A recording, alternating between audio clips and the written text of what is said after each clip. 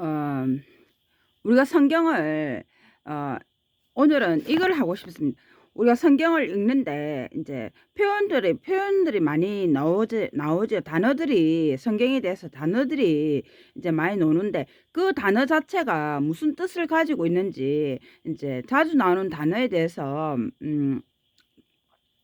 그 한 또 한번 이걸 또 한번 하는 게 괜찮다는 생각을 했습니다. 단어에 대해서 이야기를 했죠. 이제 그러면 성경에 나오는 자주 등장하는 단어들이 무슨 뜻인가? 그러면 우리가 이 보면 마지막 요한계시록 보면 마지막 때에 적 그리스도들이 많이 나온다 이렇게 말했죠. 그럼 적 그리스도들이 많이 나와서 그 사람이 자기가 예수라고 인제 예수의 어린 양 예수라고 주장을 많이 한다. 여기서 나타나고 저기서 나타나고. 그래서 사람들이 인제 '그 사람이 진짜일까? 그 사람이 진짜일까? 저 사람이 진짜일까?' 막 우르르 가고 그렇게 많이 그 적 그리스도들이 사람들을 많이 미혹한다라고 했죠. 그렇지만 어떤 사람을 보낼 때 한 사람을 보낼 때 그가 그를 제외하고 나머지는 적 그리스도이다. 그럼 어떻게 구별하느냐? 그럼 적 그리스도가 예수님께서 분명히 보낸다 하는 거는 따로 있다는 말이죠. 따로 있는데 나머지 적 그리스도들이 많이 나타난다는 라고 했으면 그러면 그 적 그리스도라는 말은 어떤 의미인가? 이런 거에서 다 그 단어를 지금 단어의 뜻을 이야기합니다. 지금 어 이런 걸 알면 더 우리가 성경을 읽을 때 이제 이해하기가 쉽다. 저 그리스도는 이에 해당하는 그리스 단어는 두 가지 의미를 가지고 있다. 저 그리스도란 무엇인가? 그리스도를 대적하는 자, 즉 반대하는 자를 가리키기도 하며 반대하니까 그 사람이 이제 예수인 척 빛의 천사로 나타난다 했죠. 빛의 천사로 나타나서 사람들을 이제 뭐 선의로 막 이렇게 하는 것 같지만 그 결과를 보면 사람들을 죽음의 길로 잘못 인도하는 자이다. 그래서 그런 거는 목자의 양들은 인제 자기 목자의 목소리를 인제 "잘 그걸 들어라." 이렇게 이야기했죠. 인제 "목자의 목소리를 잘 들어라." 인제 우리가 양을 치는 그런 목동이라 생각하면 인제 양들은 자기 목동의 목소리를 안다. 거기서 근데 일반 뭐 모르는 사람들이 많기 때문에 현혹당하지 말라 했는데 그런 겁니다. 그리스도를 대적하기 때문에 그리스도의 원 뜻을 원 취지에서 벗어나는 거죠. 인제 예수님은 한 사람이 하나님께서는 아무도 멸망당하기를 바라시지 않으시기 때문에 어떻게든 모든 방법을 동원해서 그 사람을 회개하고 하고 하나님께 결국은 돌아오게 만드는 것이 여호와께 돌아가자 인제 그게 돌아가자 모퉁이 우리가 인생을 살면서 여러 가지 막 굴레길을 살지만 저처럼 인제 뭐 한때 하나님을 버리기도 하고 인제 "안 믿을래요." 하면서 믿음에 대해서 인제 손 놓고 그냥 살다가 다시 인제 또 하나님을 찾는 경우도 있고 그런 것처럼 결국에는 여호와께 돌아가는 것이 그 목적에 있다. 그래야 생명을 얻게 하는 것이 그 목적에 있는데 그게 반대되는 것을 가리키는 자들을 이제 적 그리스도라 한다. 그 결과는 죽음 사망의 길이다. 그런 자를 따라가면 이제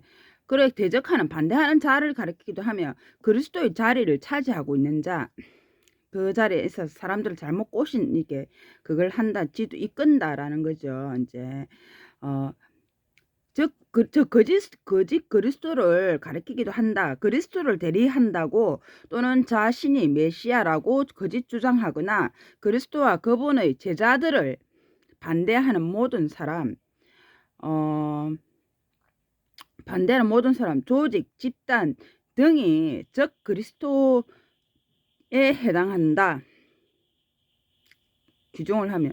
근데 하나님께서는 도움자를 보내겠다 분명히 말씀하셨죠. 보내겠다는 것은 누군가 나타난다. 참 그리스도가 있다라는 거죠. 인제 그리스도의 이름으로 네 그리스도의 이름으로 보내온 그가 내 이름으로 가리킬 것입니다 했죠. 내가 가리킨 것을 다시 여러분에게 생각나게 할 것입니다. 내 것을 받아서 그리스도께서 그러면 내가 지금 예를 치면 내가 내 말을 주장하는 게 아니죠. 예수님이 이렇게 말씀하셨으니까 이거를 이런 걸 다시 이렇게 해서 여러분에게 다시 그분의 말씀을 생각나게 한다.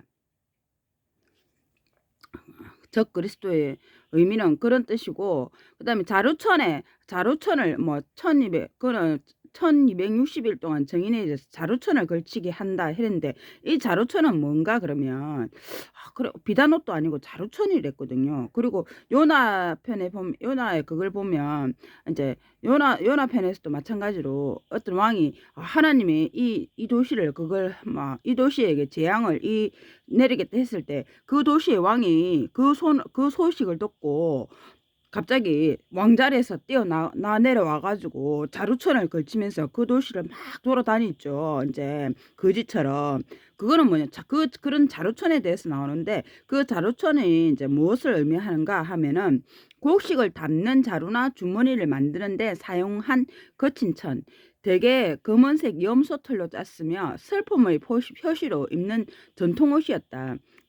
이제 자루천을 걸면서 하나님 앞 비단 옷이 아니고 자루천을 걸친다는 것은 여호와 앞에서 자기를 이제 낮추는 어떤 그런 행위, 겸손의 행위로 이제 상징되기도 하죠. 어떤 입장에서는 비단 옷을 막 그치고 뭐 여호와가 이런 게 아니고, 그 소식을 뭐 하나님께서 우리 이 도시를 멸망시킨다고 하면서 했을 때 우리가 물고기 배속에서 3일 동안 들어갔다가 다시 살아나온 요나 편에 보면 그런 표현들, 그 자루천 왕이 이제 그 소식을 들었을 때 그가 그런 행동을 했을 때 하나님께서 그 도시의 노여움을 이제 대한 노여움을 푸셨죠. 그의 왕은 어찌 보면 지도자죠. 이제 지도자인데 그가 자기 비단 옷을 놔두고 막 거리를 막 다니면서, 그래서 그의 그 겸손한 행동을 보고서 인제 하나님께서 용서를 한 거죠. 인제 그다음 인장같이 저를 이렇게 했는데, 인장같이 저를 당신의 뭐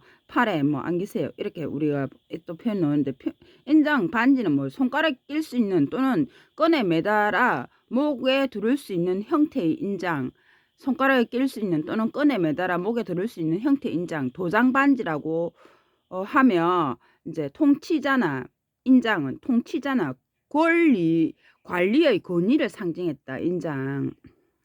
우리 왕이 뚫은 거는 뭐라 찍는 거는 뭐라 합니까? 이거 낙관이라 뭐 그런 것처럼 이제 통치자나, 인장은 이제 통치자나 그 관리의 권위를 나를 인장같이 당신의 팔에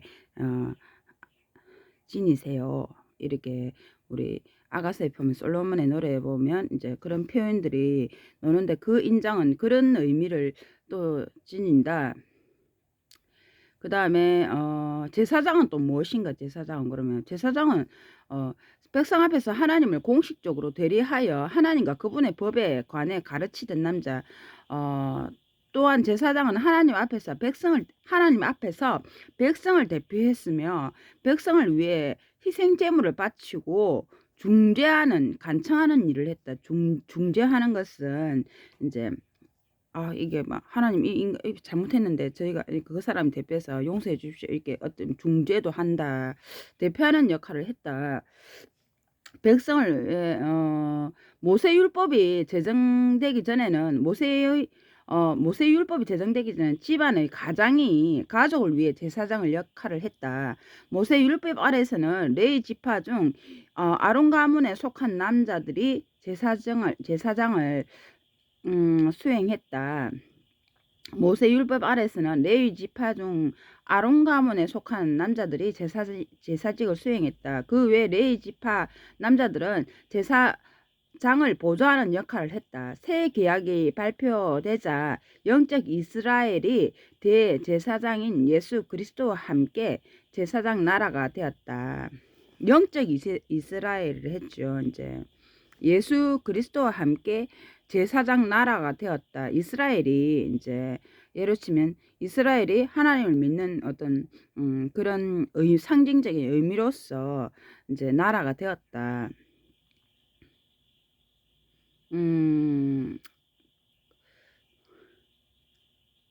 여기도 보면 성경에 보면 제우스가 또 나오는데 제우스 이게 보면 나오는데 제우스는 어디 나오는가 보면은 이 제우스에 대해서도 나와 있네요.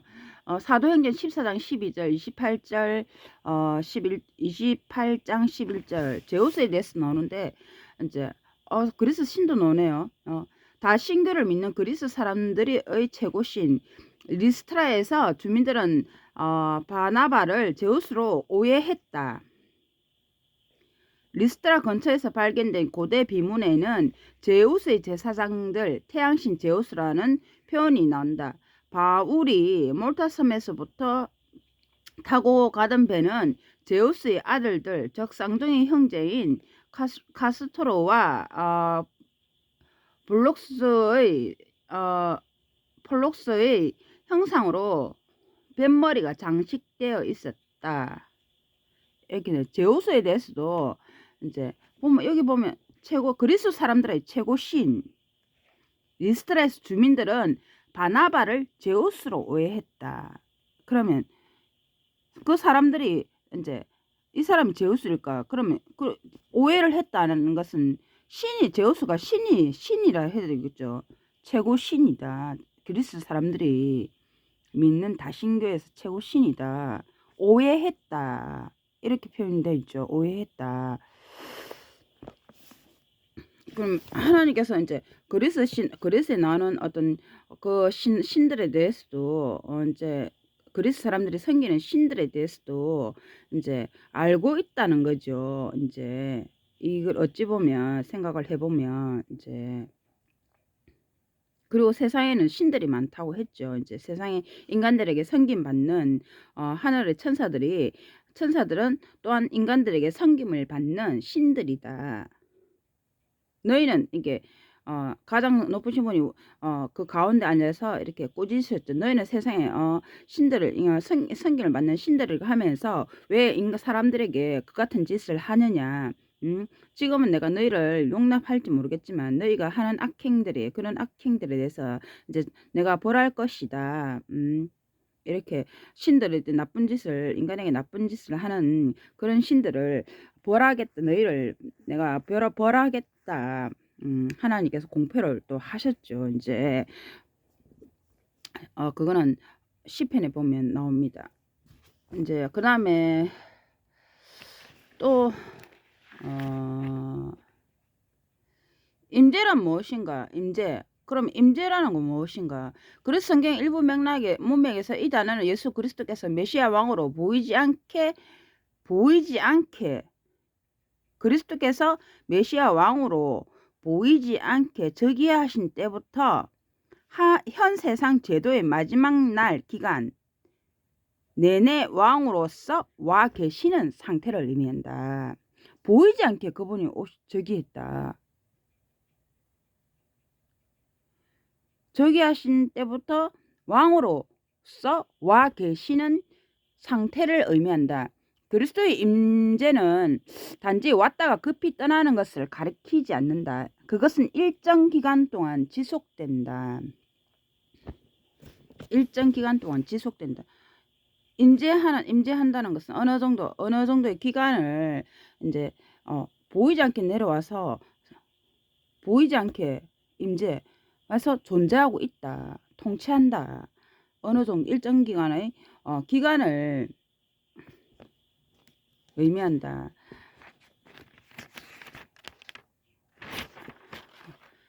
그 다음에 이스라엘은 무엇인가? 그럼 이스라엘은 뭡니까? 이제 이스라엘 도대체 헷갈리게 이스라엘은 예루살렘도 있고 뭐 이스라엘도 있고 이 예루살렘은 또 뭘 상징해요? 크게 작게 큰 분류로도 되고 작은 분류로도 이제 상징적인 의미가 될 수 있는데 이스라엘을 생각하면 나라들이 많죠. 솔직히 나라들이 많죠. 그때 유대 도시에도 그때도 어느 나라도 있고 옆에 보면 뭐 이스라엘하고 어디하고 싸웠다 이스라엘 백성 하나님이 또 그거 해가지고 그거 했다 이래. 이스라엘은 무엇인가? 하나님께서 야곱에게 주신 이름 이스라엘. 하나님께서 야곱은 아브라함의 그 아들이네. 아브라함 후손인데 후에는 어느 시대이든 야곱의 자손 전체를 집합적으로 가르치는 명칭이 되었다. 야곱의 12아들의 자손은 야곱의 아들도 많이 낳네. 참 자식도 많이 낳아. 12명이나 낳네. 야곱의 12아들의 자손은 흔히 이스라엘 자손, 이스라엘 집, 이스라엘 백성, 이스라엘 사람들이라고 불렸다. 야곱의 12아들. 이제 이스라엘은 또한 남쪽 왕국에서 분리된 10지파 북쪽 왕국을 가르치는 명칭으로 사용되기도 했다. 근데 나중에는 하나님의 이스라엘, 즉 기름 부음 받은 그리스도인들을 가리키는 용어로 이제 사용됐다. 어찌 보면 이스라엘은 처음에는 이제 그 말은 야곱의 아들 아브라함의 이제 자손 중에서 이제 그게 나오겠다 했죠. 이제 네 자손이 민족을 그걸 할 것이다 했는데 네 자손이 민족을 다스리게 민족 네 자손에게서 뭐 민족들이 나온다 이렇게 했는데 그 아브라함의 자손 중에 야곱인데 야곱이 12아들 처음에 그 12아들을 이제 흔히 이스라엘 자손, 이스라엘 집이라고 아들들을 불렸는데 그것은 이제 또 남쪽에서 분리된 10지파 북쪽이란 거 뭐 우리가 상징적으로 보면 북쪽 동서남북이 있지만 북을 우리가 생각할 때 북쪽에 내놓아라 이제 한다 했죠. 이제 내놓아라 하면서 이런 건 북쪽은 통치하는 그는 권위를 가진 자들이 있는 곳 통치하는 그랬을 때 내놓아라는 거 압제를 그들을 그런 자리에서 이제 내놓아라 네 권위를 내려놓아라 왕의 겸손 통치하는 사람들이 이제 이게 뭐 고개 팍팍 이렇게 하는 게 아니고 이제 그걸 의미하는 통치하는 그런 걸 또 자들이 있는 자들 나라를 그런 걸 또 의미하기도 한다 하는데 나중에는 이 이스라엘이 하나님의 이제 기름 부은 그리스도인들을 상징하는 그래서 이 이스라엘은 어찌 보면 세계로 비춰 작게는 이 나라 뭐 그 나라일지 모르겠지만 내가 이스라엘인이다 하는 것은 넓게는 세계에 있는 하나님의 이제 퍼져 있는 하나님의 자녀들을 이스라엘 자손으로도 이제 넓게는 또 그렇게 상징적으로 이야기를 할 수 있다는 것이죠. 우리가 이스라엘 아닌 자들 뭐 이방인들 하나님을 모르는 이방인들 그걸 이방인들을 말하고 그 다음에 또 유다는 또 뭐고 유다는 유다 집 어쩌저쩌 하면 야곱이 아내 레아를 통해 낳은 넷째 아들 야곱은 임종할 때 오랜 기간 다스릴 위대한 통치자가 유다 가게에서 나올 것이라고 예언했다. 예수께서는 인간으로 땅에 오셨을 때 유다의 자손으로 태어나셨다. 유다는 누구? 야곱이 아내 레아를 통해 낳은 넷째 아들이 유다인데 오랜 기간 다스릴 위대한 통치자가 유다 가게에서 나올 것이라고 예언했다. 예수께서는 인간으로 땅에 오셨을 때 유다의 자손으로 태어나셨다. 그럼 야곱의 넷째 아들 그 사람에게서 태어난 가게에서 이제 자식들 중에서 태어났다 이 말이죠. 이 명칭은 또한 유다 지파와 나중에는 유다 왕국을 가리키기도 했다. 남쪽 왕국이라고도 하는 유다는 왕국이라고도 하는 유다는 이스라엘의 유다 지파와 베냐민 지파로 유다는 남쪽 왕국이라는 그 유다는 이스라엘 지파와 이스라엘의 유다 지파와 베냐민 지파로 구성되었으며 이제 두 개로 나눠진다 이 말이죠. 제사장들과 레위인들이 포함되었다. 유다 왕국은 예루살렘과 성전이 있던 유다 왕국은 예루살렘과 성전이 있던 남쪽 지역의 땅을 차지했다. 유다. 그럼 유대인은 또 뭐고 유대인 유대인은 또 이게는 뭐고 유대인은 열지파 이스라엘 왕국이 무너진 후 유다 지파에 속한 사람을 가르치던 명칭 아 그런 기가 유다. 유다도 들었고 유대인이 들었고 아 그 유다는 그러면 아브라함의 넷째 아들 중에서 예수님이 또 후손에 태어난 그거 말하네. 그 유다 집합에서 그러면 또 두가 두 그 남쪽 왕국을 통치하는 그거라 했는데 따스한 남쪽은 또 따스한 것을 상징한댔죠. 그 따스함 속에서 그러면 또 두 개가 나눠져 가지고 그 구성하는 게 유다 지파와 베냐민 지파로 나눠졌네. 음. 그게 유다 왕국이네. 유대인은 뭐냐 그러면 유대인은 열 지파 이스라엘 왕국이 뭐냐 유다 지파에 속한 남쪽 그 따스함을 상징하는 이제 그 속하에 지파에 속한 사람을 가르치는 명칭. 예. 왕하 16장 6절 이래 바벨론 유배 기간이 바빌론 유배 기간 이후 이 명칭은 이스라엘로 돌아온 여러 지파의 이스라엘 사람들에게 적용되었다. 유다 지파, 유대인. 이 유대인 이스라엘로 돌아온 여러 지파의 이스라엘 사람들에게 적용되었다. 바벨론 유배 기간 동안이 지난 후에 나중에는 세계 전역에 있던 이스라엘 사람들을 이방 민족과 구별시켜주는 명칭이 되었다.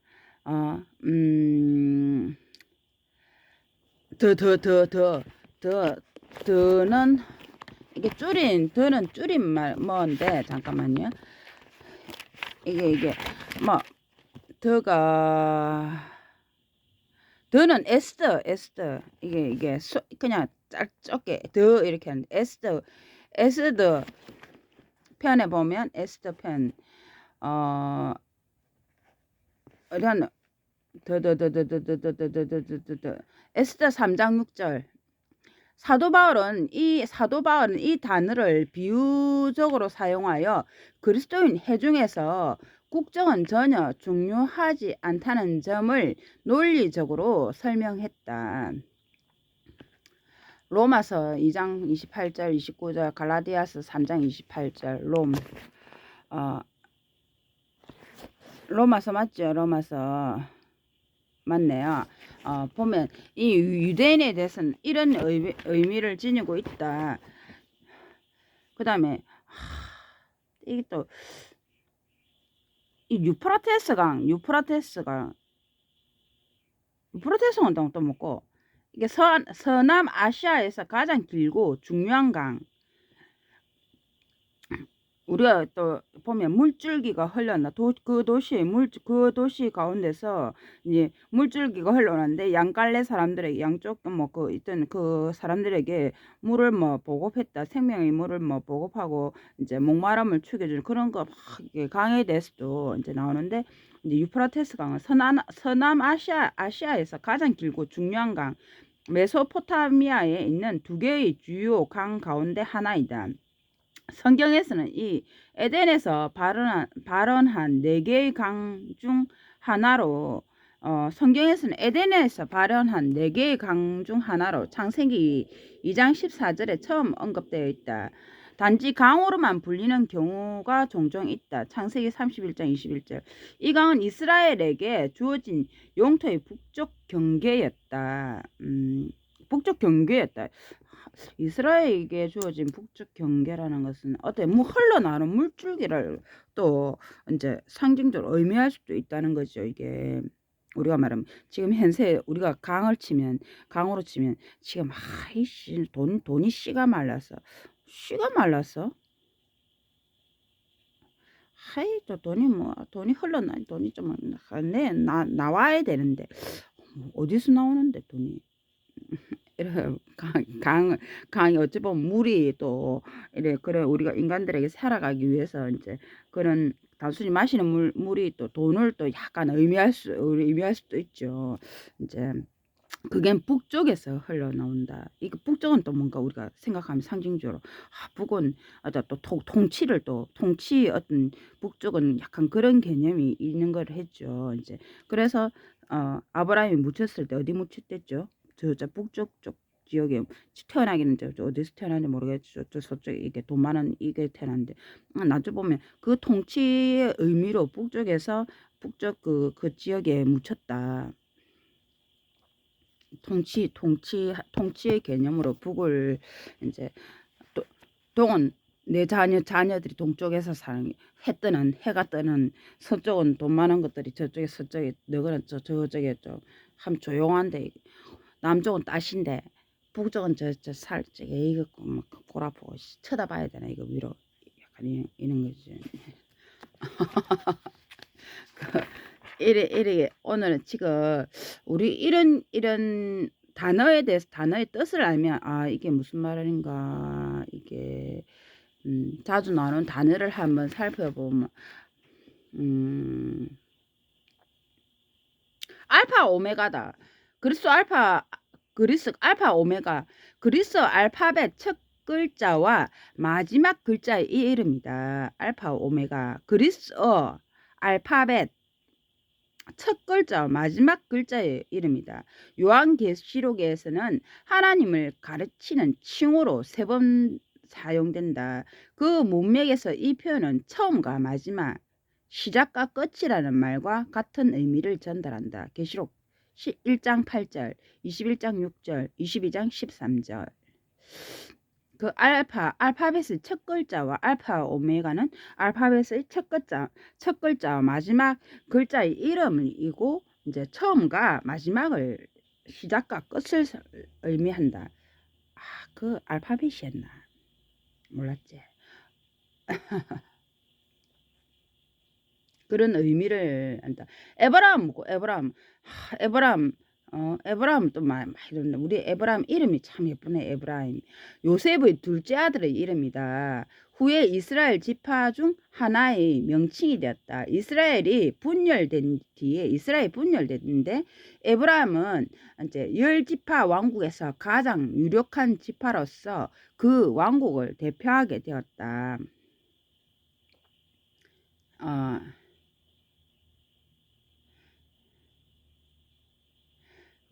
되었다. 그 다음에 에티오피아는 또 뭐고 어디 아직도 있는 나라 아이가 모르겠고 이스라엘 이집트 남쪽에 있던 고대 국가이다. 현대 이집트의 남쪽 끝부분과 현대 수단의 북쪽 절반 지역을 포함한다. 이 표현은 히브리어 구스를 대신하여 종종 사용된다. 더 1장 1장을 아까 또 더는 뭐라 하대? 에스더 1장 1절. 에티오피아는 이집트 이제 압제받는 그런 것도 있었네요. 압제받던 그 나라의 이제 이집트 남쪽 끝부분과 현대 수단 남쪽 끝부분이면은 에티오피아 남쪽 끝부분은 그래도 조금 멋이기 좀 압제하지만 이집트는 약간 좀 멀겠네. 그 바로 밑에서 압제당하는 것보다는 에피쿠로스 학파 이런 것도 있나? 성경책에 오만 개 다 있네. 에피쿠로스 학파는 또 뭐고? 성경책에 보면 에피쿠로스 학파는 그리스 철학자 에피쿠로스 기원전 341년에서 270년 그 사이에 이제 기원전 에피쿠로스 철학자를 이제 추종한 사람들 그 학파는 뭘 했냐면 개인의 쾌락이 인생의 궁극적인 목표라는 가르침이 이 학파의 중심 사상이었다. 사도행전 17장 18절. 이 하나님이 철학자들의 그 주장하는 그런 것도 다 너무나 그 찾아봐라. 에피쿠로스 학파라고 있는지. 개인의 쾌락이 이제 쾌락이 인생의 이제 다 그거다. 궁극적 목표라는 가르침이다. 그런 걸 가르친 어쩌면 이거는 또 하나님의 반대되는 그런 것을 가리키는 이제 지금도 마찬가지죠. 지금도 쾌락 하나님이 이런 것을 쾌락만을 쫓거나 이렇게 막 그런 것이 인생의 사람이 그게 다는 아니다. 그런 것이 다는 아니다. 또 그 또 말하지만 뭐 정체봉야도 뭐 삶의 성의 유의보다 뭐 어떻게 마시고 즐기고 이런 것보다는 또 뭐 만약에 치면 부부 가실지 모르는 사랑의 부부 사이는 또 그 삶은 우리가 또 사람 젊었을 때는 쌩쌩하고 막 하지만 나이 들어서 막 찌그러지고 늙고 할매 꼬부라되지만 그 살아남는 사는 것이 같이 서로의 보완자로 살아가는 것이 이제 단지 그런 그 전체를 비했을 때 그것만이 다 전부는 아니다. 이제 약간 즐거움을 주기도 하지만 이제 그렇게 이야기를 했죠. 하나님께서. 아멘. 그럼 아멘은 아멘. 아멘, 라멘, 아멘, 아멘 이래 하는데 아멘은 뭐 사람은 왜 아멘 하노? 아멘은 아멘 하는 기도를 하는데 이제 그렇게 되소서 또는 확실히 아멘 그렇게 되십시오. 예수 그리스도의 이름으로 기도합니다. 아멘. 그렇게 되기를 바랍니다. 아멘. 확실히 희망합니다. 아멘. 그렇게 되소서 또는 확실히를 뜻하는 표현. 이 표현은 충실하다, 신뢰할 만하다를 의미하는 히브리어 어근 아만에서 나온 것이다. 맹세나 기도 또는 다른 사람의 말에 동의할 때 아멘이라고 말했다. 요한계시록에서는 예수를 가리키는 칭호로 사용되었다. 신명기 27장 26절. 대상은 또 계시록 일단 계시록 3장 14절. 대상은 또 이게 내가 줄인 거를 나는 잘 몰라가지고 대상은 뭐냐면은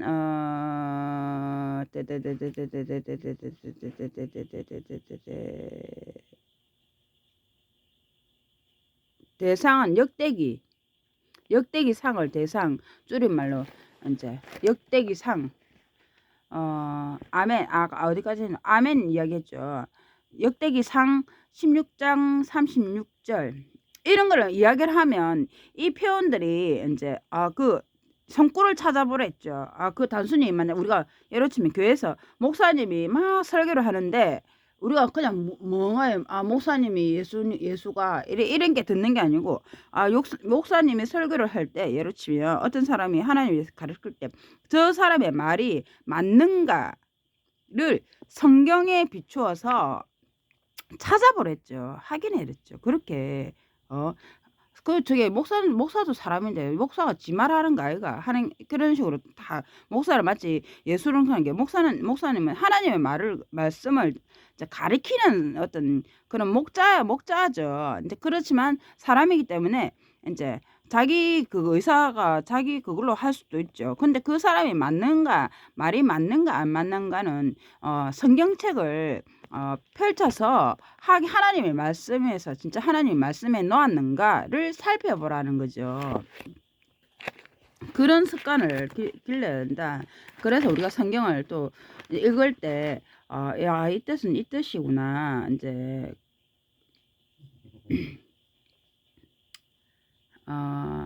를 확인할 수 있다. 이 보면 또 우리가 또 이게 신들이 많은데 그리스 신들 그러면 하나님께서 제우스도 한다는 말이네. 천사 중에 하늘의 어떤 천사가 또 그리스 시대 때는 또 이제 그 사람들에게 신이 제우스라는 이름으로 또 부르기를 했단 말이네. 이렇게 또 우리가 생각해 볼 수 있죠. 신성한 목상은 무엇인가? 신성한 목상. 이에 해당되는 히브리어 단어 아세라라는 가나안의 다신의 여신 아세라를 상징하는 신성한 말뚝, 다신의 여신 아세라를 상징하는 신성한 말뚝 또는 아세라 여신의 형상을 가리킨다. 이 목상들은 아마도 수직으로 서 있었던 것 같으며 적어도 일부분이 나무로 되어 있었을 것이다. 조각하지 않은 말뚝이나 살아있는 나무 자체였을 수도 있다. 그 다신의 여신을 이제 상징하는 그런 목상을 말한다. 수직으로 조각하지 않은 말뚝이나 어떤 그냥 나무 통째로 그냥 나무를 박아놨는데 다 살아있는 나무, 살아있는 생명이고 그 사람들이 그 나무에게 자신의 여신이 그 속에 이 나무는 자신의 여신이다. 여신이 이 안에 있다. 정령으로 생각하고 이제 어찌 보면 그걸 숭상했다 이 말이죠. 이제 애 좀 낳게 해달라고. 그래 얼마나 우리 보면 치성줄에 삼아 삼신 할매 맨날 나무 뭐 하나 해놓고 그 나무 어찌 보면 우리 한국에도 그런 것들이 이제 어찌 보면 전해전해로 뭔지 왜 저러는지 모르겠지만 옛날 보면 어때 뭐 나무에 보면 애 낳게 해달라고 치성줄에 뭐 나무 하나 해다 줄 주렁주렁 매달아놓고 맨날 이렇게 기도하는 것은 그런 그 자신의 애를 갖게 해달라고 우리 한국에서는 삼신할매 있죠. 삼신할매한테 맨날 빌고 뭐 절하는 그런 풍속들이 있죠. 그것도 그런 것처럼 외국에서도 이제 가나안 지역에서도 그런 그게 숭상하는 그런 제도들이 있었다. 그러면 가나안 근데 하나님이 또 이렇게 말씀해 이 지역은 예전에 가나안 지역이었다. 그랬죠. 예전에 가나안 지역? 그럼 예전에도 가나안 예전에도 이런 풍속이 있었고 지금 우리나라에도 그런 풍속이 있는데 있죠. 이제 말했듯이 신들이 많다. 내가 자고 있는데 자는데 내가 지금 강에 물신이 웬 할배가 내한테 싹 걸어오더만 인사하고 가더라. 내가 꿈 얘기했죠. 할배가 나타나고 그건 어쩌면 그 강을 수호하는 어떤 그런 물신이 있죠. 물신. 그리고 바다에 가면 용왕님 사고 막 이런 내가 태어난 진양은 그 일대 근방에 생애 식수다. 식수는 사람이 마시는 생명의 물을 이제 상징하기도 하는데 그 지역을 지키는 웬 할배가 걸어와가지고 쑥 걸어오더만 내한테 인사하고 가더라. 내가 꿈 얘기했죠.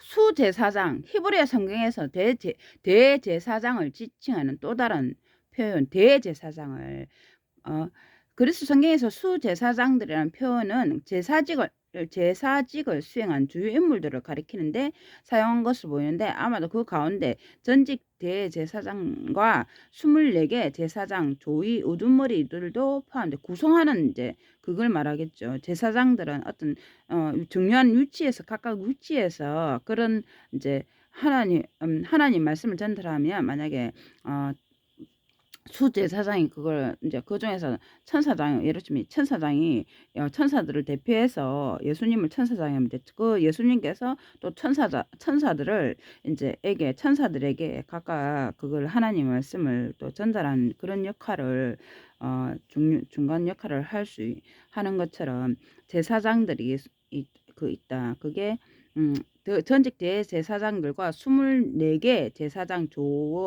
조의 우두머리들도 포함되었을 것이다. 대하 역대기 하 말하죠. 26장 20절. 그다음 마태복음 2장 4절. 마태복음 우리가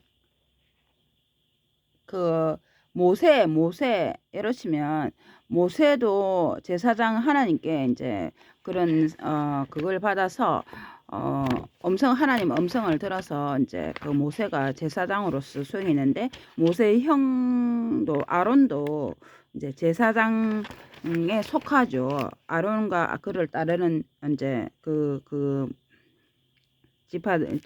그를 따르는 사람들도 어찌 보면 제사장직에 속한다. 어찌 보면 정치 단체를 그거를 이끄는 사람들이 또 제사장을 의미하기도 한다. 라고 했는데 이거는 표현 앞에 보면 되고 시온에 대해서 또 이야기했죠. 시온 내 이름이 하나님이 내 이름을 시온이라고 너 시온아 하면서 너를 어찌하면 좋겠나 하면서 네 병은 아무도 못 고치네. 이거 네가 병이 깊어가지고 네가 하나님만이 이제 이 병을 고칠 수 있다 이렇게 하셨는데 시온이 불치병을 앓고 있습니다. 썩병을. 이 시온은 뭔가 시온산 예루살렘 남동쪽 언덕에 위치한 도시로 여부스라고도 불렸으며 여부스 사람들의 요새 도시였다. 다윗이 이 도시를 점령하고 자신의 왕궁을 지은 후 이곳은 다윗의 도시로 불리게 되었다. 시온은 다윗이 이곳으로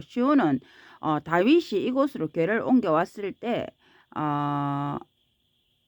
여부수 사람들 요새들 도시였는데 이제 다윗이 점령을 했다. 시온은 다윗이 이곳으로 궤를 옮겨왔을 때 여호와께 특히 거룩한 산이 되었다. 여호와께 우리 시온산 여호와께 거룩한 산이 되었다. 나중에 시온이란 명칭은 모리아 산에 있던 성전 지역을 포함한다는 것은 모리아 산에 있었던 성전 지역을 포함해요. 포갈이 좀 넓게 된다는 거죠. 이제 때때로 예루살렘 도시 전체를 가리키기도 했다. 이제 예루살렘 도시 이스라엘 예를 치면 이스라엘에도 이제 지역이 많지만 이렇게 예루살렘이 있은 도시 수도를 의미할 수도 있다 이 말이죠. 수도를 도시의 수도 주요한 그런 걸 이제 그 수행하는 우리가 그런 도시 예를 치면 뭐 한국에서는 서울이 우리 뭐 한국을 대표하는 이제 그거 도시 뭐 미국에서는 어디고 미국의 수도는 뭐고 워싱턴 맞나 그런 것처럼 때때로 예루살렘 도시 전체를 가리키기도 했다. 그리스 성경에서는 상징적으로 자주 사용한다. 시편 2편 6절, 베드로전서 2장 6절, 계시록 14장 1절. 신성한 곳은 뭐고? 신성한 곳. 보통은 숭배를 위해 따로 떼어나는 장소 또는 거룩한 장소를 지칭한다.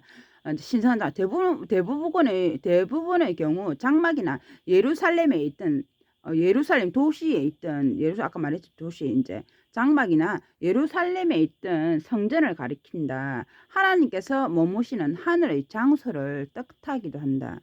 아까 말했게 그 도시에 예를 치면 미국의 수도 워싱턴이면 워싱턴 안에 백악관이 있는 것처럼 어떤 하나님이 통치가 나오는 어떤 머무시는 하늘의 장소를 뜻하기도 한다.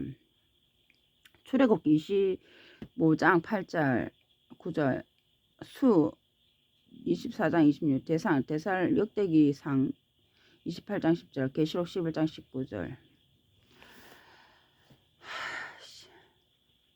심판날은 뭐고? 하나님께서 특정 집단이나 나라 또는 인류 전체의 책임을 물으시는 특정한 날 또는 기간, 심판날 또는 기간. 이때는 주고 마땅하다는 판결을 받은 사람들에게 심판이 집행되는 때일 수도 있고 어떤 사람에게는 심판을 통해 구출을 받거나 영원한 생명을 누릴 기회가 주어지는 때일 수도 있다.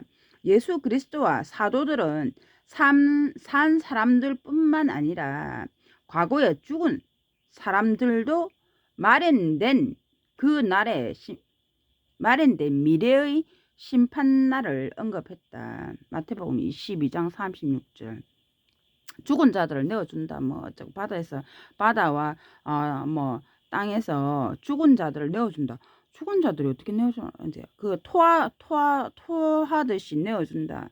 그러면 사람들은 죽어가지고 바다에 뭐 뿌리거나 아니면 이제 바다에 뿌리거나 묻죠. 그러면 땅이 그 죽은 자들을 어쨌든 이게 가지고 묻혀 있다는 거죠. 그 눈에 안 보이지만 그 죽은 자들을 그때 내어준다. 다시 바다와 토해낸다. 땅이 그 사람 죽은 자들을 그리고 이제 하나님의 알파 다 전지전능하시니까 그 사람이 네가 어떻게 살았는 이게 다 그 사람의 행위대로 각 사람의 행위대로 이제 그게 부활 부활된 날 아직 그 사람들이 묻혀 있다는 거죠. 그 때가 아직 안 됐다. 안 됐었기 때문에 이게 잠들어 있는 상태이지만 어느 심판의 때가 되면 그 죽었던 자까지 다 내어 준다. 내어 놓는다. 땅과 바다에서 토해내듯이. 그러면 살아있는 상태 내에서 심판을 받고 우리는 아직 안 죽고 잠들어 있기 때문에 그런 말이다. 수석 대표자 그리스도 단어의 기본 의미는 최고 지도자이다. 이 명칭은 죽음을 가져오는 죄의 속박으로부터 충실한 사람들을 자유롭게 해주고 영원한 생명으로 인도하는 예수 그리스도의 매우 중요한 역할을 강조한다. 사도행전 3장 15절, 5장 31절, 히브리어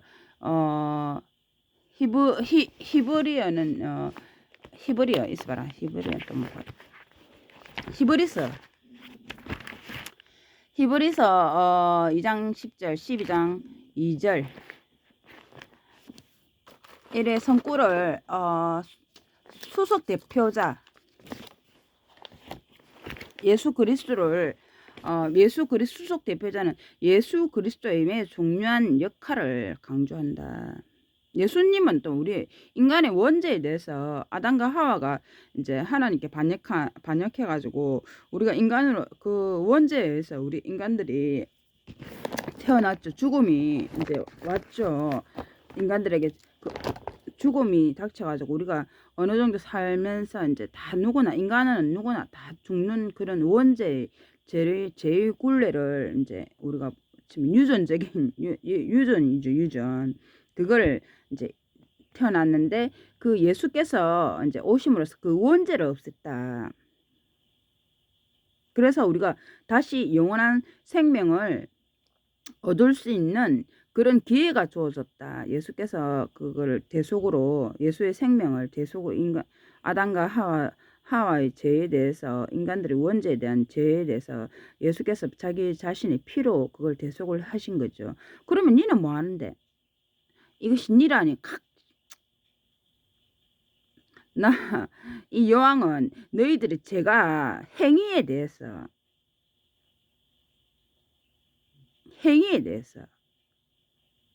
예수님께서 만약에 예를 치면 와서 죽음을 없앴다면 그러면 나는 심판의 영이랬죠. 심판의 영.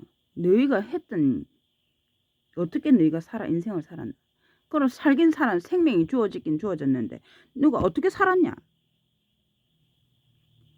죄에 대해서 각 사람의 행위에 대해서 따라서 네가 받을 영원한 생명을 받을 자격이 있나 없나.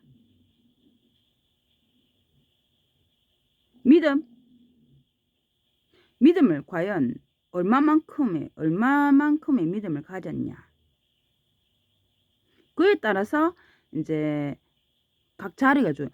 나 진짜 내내 진짜 죽을 만큼 내가 진짜 예수 반대하는 사람도 많지만 내가 진짜 그래도 뭐 다 잃고 내가 그래도 예수님을 이게 믿음이 정말 강력하구나. 그랬을 때 그 사람 믿음의 강도에 따라서 그런 어떤 자격이 왕을 이제 하나님 말씀을 그 자리에 앉아가지고 사람들을 믿음에 대해서 가르치고 또 하나님 말씀을 전달하고 하나님 생기는 데 있어서 니는 마땅히 그 자리에 타당하다. 왕자리를 그래서 왕을 주는 거죠. 왕자리를 통치 체계에. 근데 아무나 나 하나님 안 믿는데 하나님 계시나 대충 살다 사람 다 죽으면 돼. 그냥 살다 죽으면 되지. 그런 사람에게 어떻게 왕자리를 맡겼냐고. 하나님 말씀을 하나님이 이게 살릴까 죽일까 이것만 생각해도 이거 살리게 되나 이게 죽여야 되나 이게 진짜. 니 진짜 그딴 식으로 하면 니 죽는데. 니 진짜 살기가 죽을 기가. 진짜 내 죽어요. 네 진짜 하나님 살려주세요. 살려주세요. 이러면 불쌍하네 이거 진짜. 그런 사람 조금 간처럼 불쌍하네. 이게 죽이지 마. 마음 같았으면 딱 죽이고 싶은데 이게 진짜. 그래도 이런 사람 좀 불쌍해서 좀 살려줘. 그런 사람 그렇겠죠. 근데 아이 배째라 모르겠다 말. 니뭐 일찍 가차없이 불지야 연어. 사람 마음은 비슷하다는 거죠. 이제 음 그렇다. 11조 뭐꼭 11조 그러면 아이씨 뭐 11조 내야 되나 이거 11조. 어? 그럼 뭐냐면 특히 종교적인 목적으로 지불하거나 바치는 공세로 전체 10센트 즉 10센트 즉 10분의 1 신명기 26장 12절 말라기 3장 10절 마태복음 23장 23절 모세율법에서는 땅의 소출의 10분의 1과 소떼와 양떼 가운데 증가한 부분의 10분의 1을 매년 레위 사람들에게 주어 그들을 부양했다. 차자 그냥 가지는 게 아니고 그 돈을 뭐 했는데 부양했다. 레위 사람들은 이 11조의 10분의 1을 아론계 제사장들에게 주어 그들을 부양했다.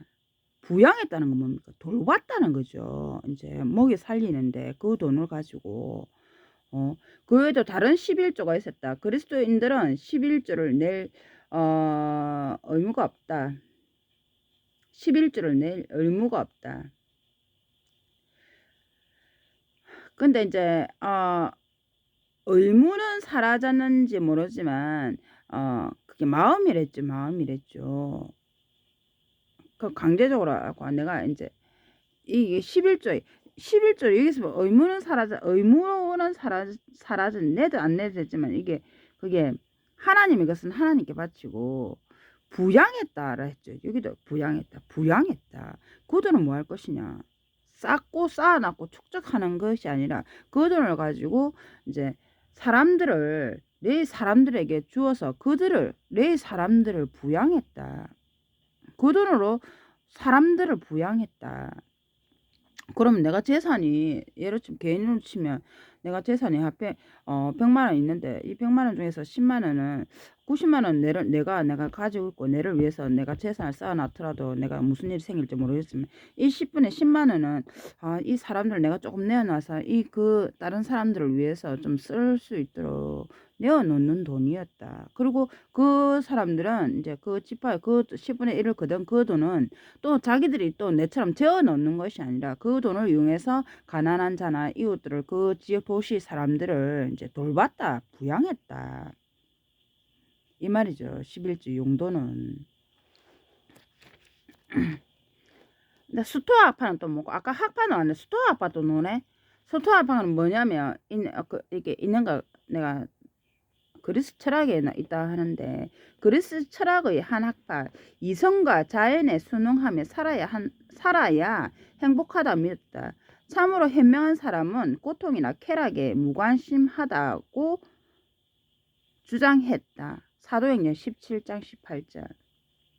예, 스토아 학파에 대해서도 아까는 뭔 학파는 아리 뭐랬노? 아리 뭐시 뭔 학파 에피쿠로스 학파는 뭐랬노? 아까 그거는 성경에 보니까 이 학파는 사람들은 인간 쾌락을 쫓는 쾌락이 인생 궁극적인 목표이다. 이걸 주장한 사람들이 그리스 사람들이 기원전에 이렇게 300 몇 년부터 200 몇 년부터 이거 뭐 기원전은 또 먹고 기원전 예수님 오시기 전을 기원전이라 한다 이거 BC 뭐 이거 기원전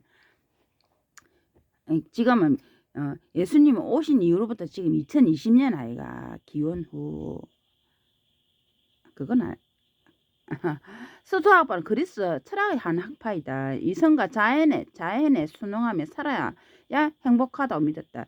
참으로 현명한 사람은 고통이나 쾌락에 무관심하다고 주장했다. 저 철학도 나오네 성경에서.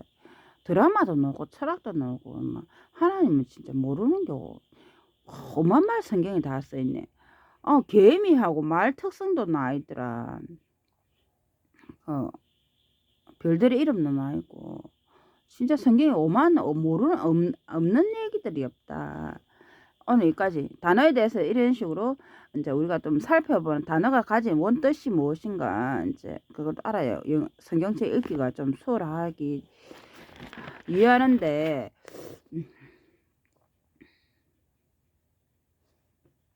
셀라 많이 나오는데 셀라가 뭐고 우리 셀라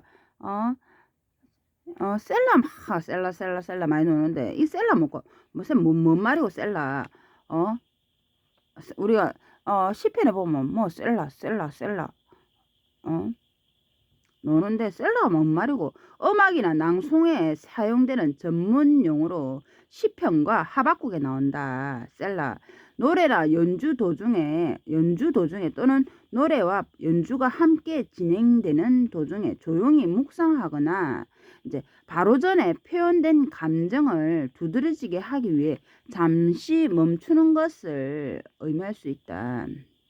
막 노래 우리가 했으면 아멘 중간에 사람들이 아멘 하는 것처럼 이 셀라 이 추임새 약간 이렇게 하거나 아니면 약간 잠시 또 멈춰가지고 셀라 마음속으로 이렇게 셀라 이게 그런 그리스 70인역에는 간주곡을 뜻하는 디압살마로 번역돼 있다 말했죠. 간주곡 중간에 착착 추임새 금방 제가 말했죠. 추임새 약간 추임새 같은 셀라 이래 노래하는 도중에 약간 추임새 우리가 뭐 넣는다 하더라 그런 거 이제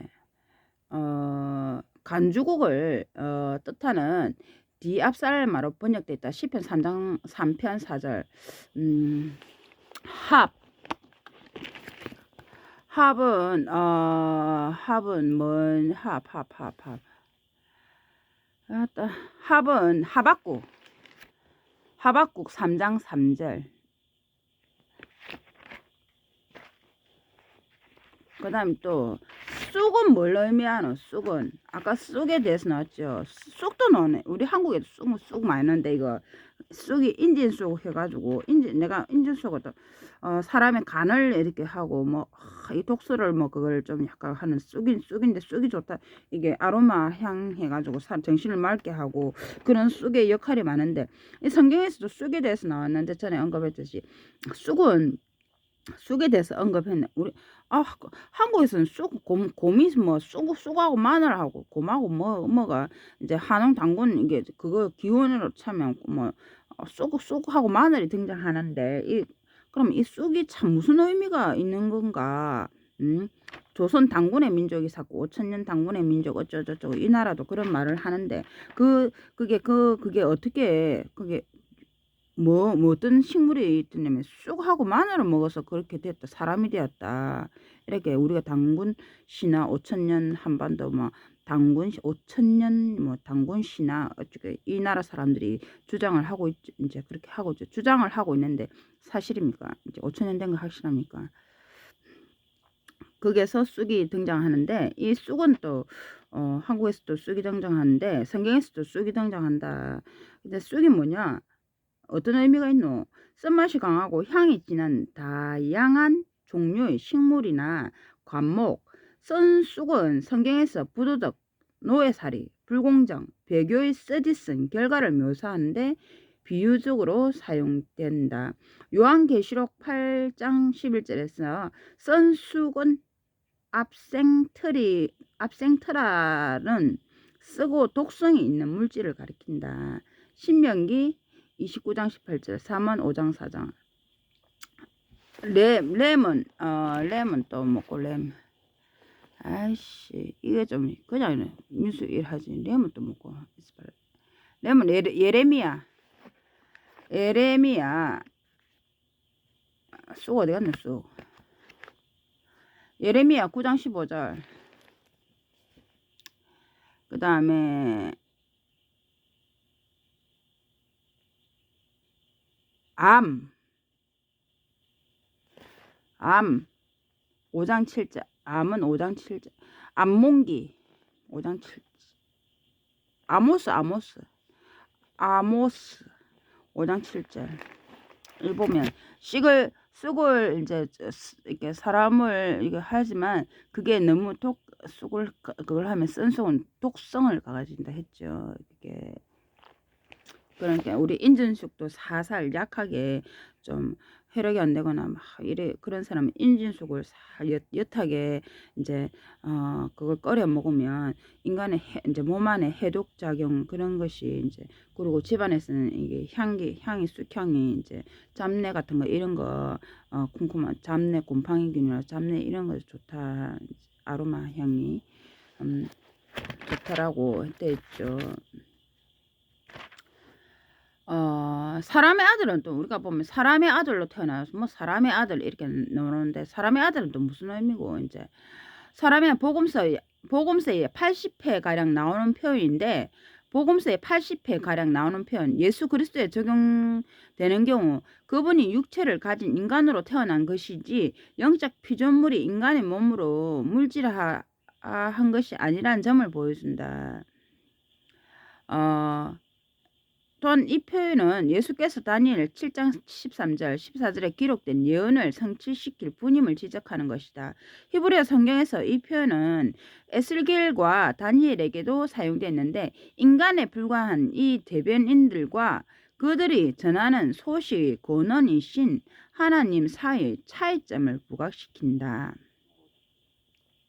사람의 아들은 사람의 아들은 신이 아니라는 거죠. 이제 이게 차이점. 영적 피조물이 인간의 몸으로 물질을 한 것이 아니다.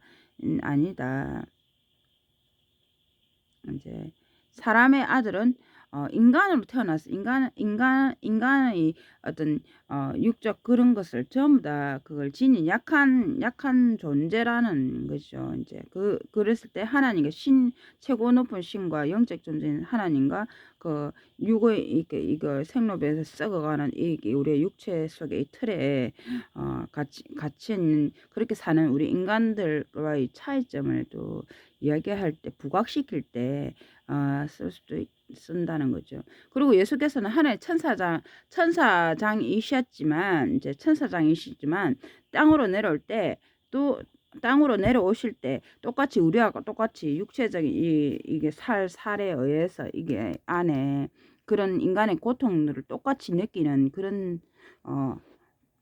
입장이 똑같은 입장이었다는 것을 말하는 거죠. 이제 그렇지만 정신은 내가 하나님 아들이다. 이제 그걸 믿음에 의해서 큰 일을 많은 일들을 하신 거죠. 하나님께서 내가 승인하였다. 그 사람이 이게 승인하였다.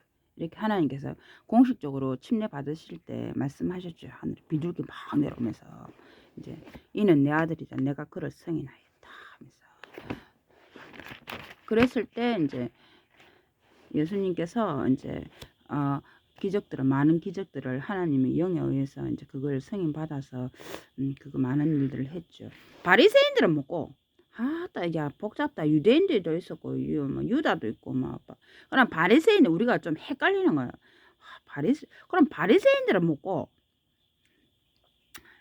바리새파 이렇게 해가지고 기원 1세기 유대교의 중요 종파 중 하나 제사장 가문은 바리새인들 제사장 가문은 아니지만 이제 유대교의 중요한 종파 중 한 제사장 가문은 아니지만 아까 가문했을 때 뭐가 나왔다 했노? 이게 유대에서 야곱의 그 아들들이 뭐 유다 지파에서 예수님이 또 태어나가지고 이래 뭐 제사장 역할을 수행하고 뭐 어쩌고 그 유다 지파에서 또 이스라엘 뭐 바빌론이 두 개로 또 아들이 두 개로 나눠서 그걸 지파가 두 개로 나눠서 그 사람들을 또 이렇게 했다 이렇게 해놨는데 바리새인 유다 이제 지파적 제사장 가문은 아니지만 율법의 세세한 부분까지 엄격히 지키는 사람들이었으며 말로 전해져 내려온 전통을 율법과 동일하게 여겼다. 그러면 가만히 생각해 보면 이제 또 가만히 또 생각하나. 그래 가만히 생각해 보여야 될까 그러면 이게 제사장직은 아까 유대 그 야곱의 아들 중에서 넷째 아들이 몇째 아들이랬노? 그분이 거기서 태어난 유다 뭐 그 아들에서 예수님이 이제 족보가 이래 나왔는데, 그러면 이 바리새인들은 이 직계 족보는 아니지만 옆에서 이걸 들은 사람들, 그럼 요 옆에 있는 사람이네. 그러면 이 사람은 직접적으로 이렇게 내려오는 거 직접적으로 들었진 않았지만 약간 거리가 있어서 이 떨어져 거리 옆에 있어서 이걸 이 사람들이 하는 것을 보고 지켜보고 들었네. 그래서 들은 것을 이 오랜 요도 들었다. 이 직계 요 뭐 옆에 요 사람들이 있을까 이가 요 옆에 이렇게 사람들이 있을까 이가 이렇게 쭉 내려오면 이 사람들이 계속 이 듣고 내려왔다면 전해져. 이 사람들은 이건 이 사람들은 어쩌면 문서로 이렇게 해가지고 직접적으로 집에서 예를 치면 집에서 직접 엄마한테 계속 부모로부터 찍찍찍찍 이라 계속 뭐 엄마가 책을 남겨주거나 뭘 해거나 하거나 계속 들었지만 이 사람들은 내가 옆집이라서 저 집에 뭔 모른다. 그렇지만 저 집에 하는 말이 저 사람 이거 했고 니 또 저 사람 요 말했다 저 말했다 이 계속 전해 들은 말들이 그런 것들이 이제 율법이 돼요. 율법 이제 그 전해진 그런 전통을 율법과 동일하게 여겼다. 마태복음 23장 23절. 그들은 그리스도 문화를 강력히 거부했으며 그리스 문화, 율법과 전통을 연구한 학자들로서 사람들에게 상당한 영향력을 행사했다. 나 너희 집에서 뭐 말했는지 모르겠지만 너가 계속 우리가 너희 집 하면서 이래 우리한테 전해져 내려오는 것들이 이래 간섭해서 이렇게 전해져 내려오는 것들이 있거든. 이걸 전통을 이제 강조를 했다는 거죠. 이제 그리고 사람들에게 이제 사람들에게 저 사람 저러 하더라. 저 사람 뭐 하더라. 저 사람 예속해서 뭐 했다더라. 이거 지키면 안 된다더라. 이거 안 된다더라. 뭐 이런 식으로 이제 다른 사람들에게 이 직이 아니고 다른 사람들에게 주변의 사람들에게 영향력을 행사했다. 바리새인들 중에는 사내들인 성원들도 있었다. 바리새인들은 안식일을 지키는 일, 죄인이나 세금 징수원과 교제하는 일, 그리고 전통과 관련하여 예수와 빈번히 대립했다. 타르수스의 사울처럼 일부 바리새인들은 나중에 그리스도인이 되었다. 이러면 아니 예수가 갑자기 뜬금없이 예수라는 사람이 이리 찌찌찌 내려와서 예수가 지가 이제 하나님의 아들이라고 주장하는데 우리가 들은 걸 뚜루루 우리가 들어 이르르르르 우리가 들은 걸 네가 어째서 네가 어째서 우리가 내려온 이 간섭이 중요하지. 네가 우리가 내려온 간섭들을 네가 지금 우리 간섭들을 무시하는 기가. 그래서 예수와 하나님 내가 우리가 들은 바로는 일요일에 안식일에 7일 중 하루는 아무것도 먹지 말고 성경에서 창세기 되고 뭐 마지막 날에 쉬었다 하는 것처럼 우리도 쉬어야 되는데 니는 왜 그 일요일에 쉬지 말라는 거가 쉬어야 된다는데 니는 왜 나가서 일하노? 왜 먹지 말라 했는데 그랬을 때 이제 예수께서는 이제 내가 옴으로써 이전의 율법들이 다 폐했습니다. 폐하여졌습니다. 새로운 왕이 왔기 때문에 이전에 새로운 왕은 이전에 그런 잘못된 율법들을 이제 다시 법을 제정합니다 했는데 우리는 왜 앞에 또 그거 먹지 말했는데 우리 계속 지키는데 니가 자꾸 먹으라노 이래가 예수와 대립을 하기도 했다. 예수가 왕인데 그런 걸 주장하는 사람. 그렇지만 이제 어느 부분들은 여기서부터 들어왔던 이야기들 때문에 그 사람 말들도 일리가 있다는 거지. 예전에는 그렇게 지키면서 살아왔다.